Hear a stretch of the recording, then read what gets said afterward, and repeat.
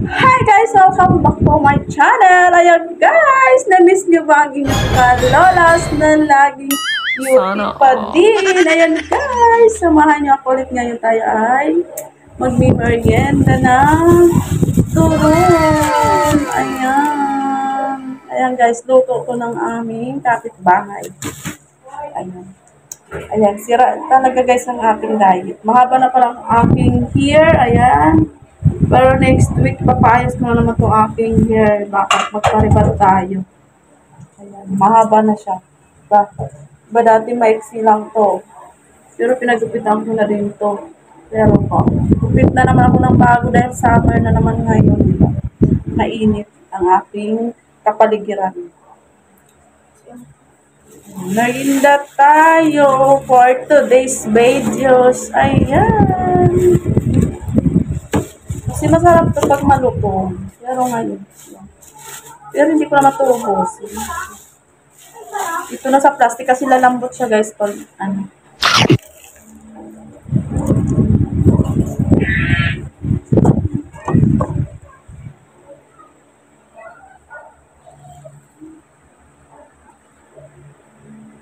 Kumusta naman guys ang inyong mga buhay-buhay? Ako hindi ako okay pero okay pa din kasi yung tingnan mo naman.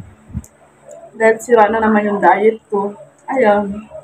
Hindi talaga obra guys. Hindi talaga kakayanin. Nagpalit. Quiet. Awesome. Nagpanel extension pala ako guys. Ayan. Wala na anak ko lang. Ayan. Kasi diba yung kuko ko, ano, yung manipis.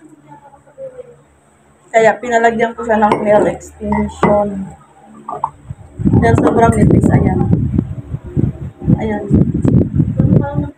Okay naman siya. Pero, ayan. Kasi lang syempre pag first time mo, first time tayo para magpalit extension. Parang, ano, sa gabal pag laba or anything na may hahawakang tao, diba? Pero ngayon, paano ko na to? 3 days, okay na siya. Tapos kahapon nag-washing ako. Okay naman siya. Pagpiga ko. Diba? Sila lang. Merienda pa. Ito yung nagustuhan kong kulay. Yung sa anak ko naman, iba. Parang may mga design sa kanya ng more. Pero ako gusto ko yung simple. Ayan, ito lang yung nag-design. Tapos nilagyan na lang ng ano. Ayan, yung mga kumikinang-kinang na diamante. Diamante, charot. Ayan. Tapos ano. Sige, di ba kuko manipis. Tapos, basta ano siya. Parang hindi siya guys kumakapal. Aba talaga ng hair ko. Next week ko to, ipapaayos ko naman yung hair natin kasi dry na talaga siya. Matamis siya. Sarap. Ang ganda sabi ko niya, ano mo na?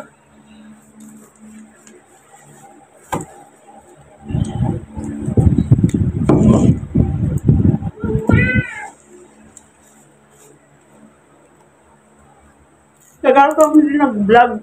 Diba? Almost 4 months na siya. Tingnan yung mga video ko dati, diba? 4 months na.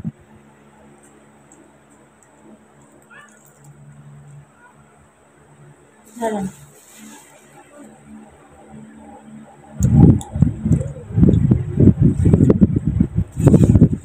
Maganda ang gawa nila doon guys sa mga extension nila or ribbon. Maganda talaga guys. Talagang sulit yung pera doon.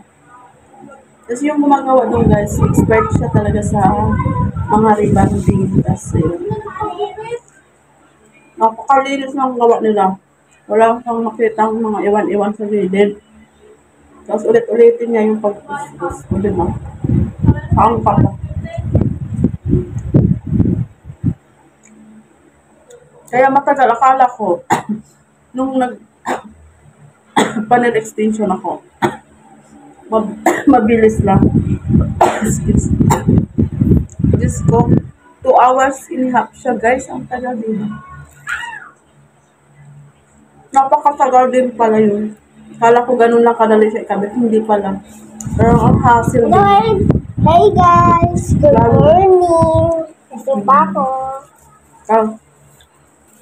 Lalo pag ibang design, doon sila mahirapan, guys. Dahil mahirap doon yung ikakabit. Yung mga design na kung ano yung gusto mo, susundin din nila yun. Buti nga po ito lang yung pa-heart na yan. Ayan. Ayan lang siya. Yan lang siya yung kasing hassle siya kasi maliliit siya. Di ba ididikit yan sa glue? Yun lang.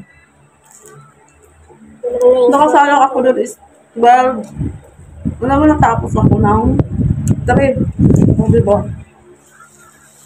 That was to test 12, 1, 3. Halos lang 3 hours pa nga. Diba?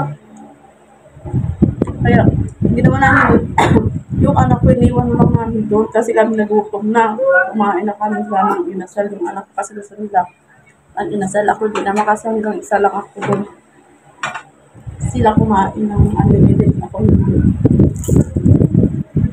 Kaya yun. Iniwan na namin siya. Natapos siya is 4. Magpa-5. Diba si Branda? Tagal din mag-next station. Kala mo ganun lang siya kabilis. Pero hindi pa. Kawawa din yung mga gumagawa nung kasi sakit sa likod. Tapos hindi pa rin siya nakapagtanghalian nung isipin mo.